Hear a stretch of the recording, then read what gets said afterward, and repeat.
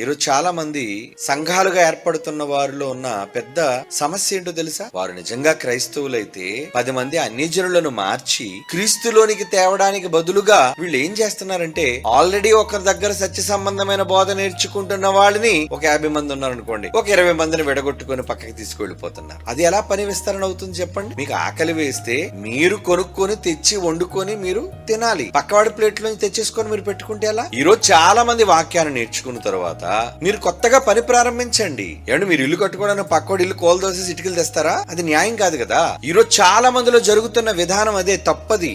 ఎంబీటెక్ చేసేయటం, సంఘాన్ని స్థాపించాలనుకోవటం, అతను గతంలో ఏ సంఘంలో అయితే ఉన్నాడో ఆ సంఘంలోనికి వెళ్లి తన వర్గాన్ని కొంతమందిని ఏర్పాటు చేసుకుని ఒక 20 మందినో 30 మందినో తీసుకుని వెళ్లి ఇతను ఒక రీసెర్చ్ సెంటర్ పెట్టుకోవడం, లేదా ఇతను ఒక కళాశాల పెట్టుకోవడం, లేదా ఇతను ఒక సంఘాన్ని పెట్టుకోవడం. ఇది తప్పు.